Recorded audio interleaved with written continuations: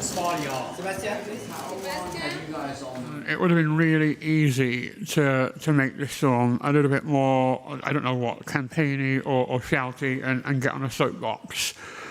But I think audiences are a lot more intelligent than others would sometimes give them credit for.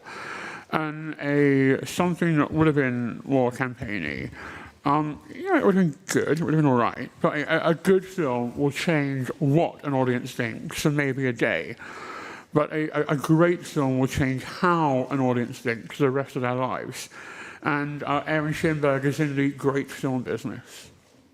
For one thing, I was born with a cleft palate, meaning I was born with a hole in my face, and I've always, which has been corrected to a point.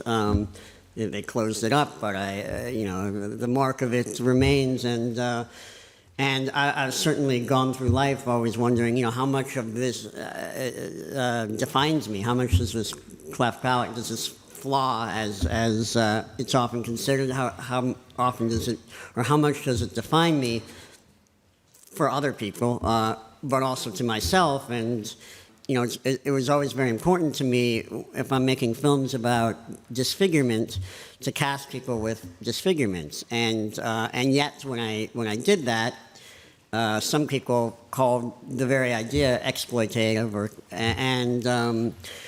and I thought, that's interesting. If you cast somebody who doesn't have a disfigurement, and you put them in makeup, that seems to go against the ideas of representation that we're all talking about now.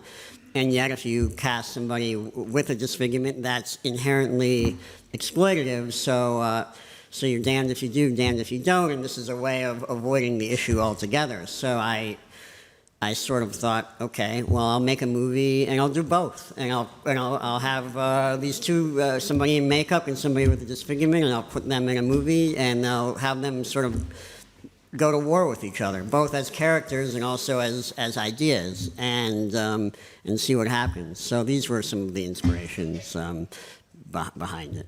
I've always sort of wondered about these issues, who, especially as I mentioned, having a cleft palate and not seeing a lot of other directors who had any kind of disfigurement, so therefore not a lot of films about it, or the films that were about this issue of disfigurement being inadequate, I guess I would say. And to this day, in the past year, I can think of two things I saw where a character has a cleft palate and it's just makeup. And so to me, just to making the film, I feel like I'm coming from a personal place, and then if I'm engaging with those issues about representation or the ethics of representation, I'm not really trying to. It's not. I don't want to get too heavily involved in that discourse. I really just want to make a personal film, but these questions come up, and like I said, with my last movie, just making a personal film and still getting criticism sort of from both sides, it forces me to sort of go deeper and just constantly sort of ask the questions within the movie. So in that way, it talks specifically about these issues of representation in the film. Particularly for me was the experience of having had the opportunity to walk around New York City, as Edward, and the limited amount of contact that I had with the world really was informing for me in many ways, because there's not much other ways for me that I would have really understood what that experience is.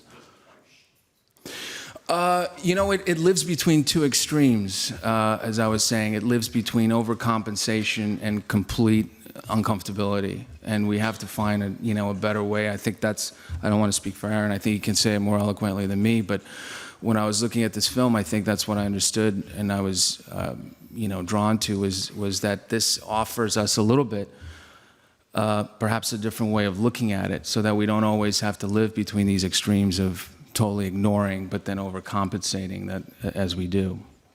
The only way to challenge people's perception on something, and truly challenge it, is to gently and kindly expose them to it.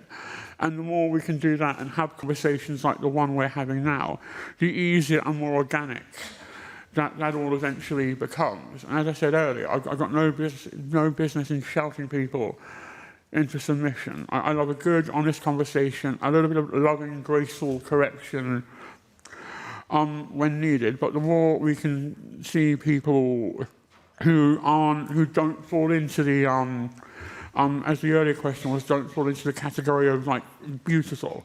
I think we've done the word beauty a massive disservice by quantifying it. And so the more we can see people who aren't like us in not just in the media but out in the real world, the more we get used to it. And everyone's different, everyone's messed up. Let's all be different and messed up together.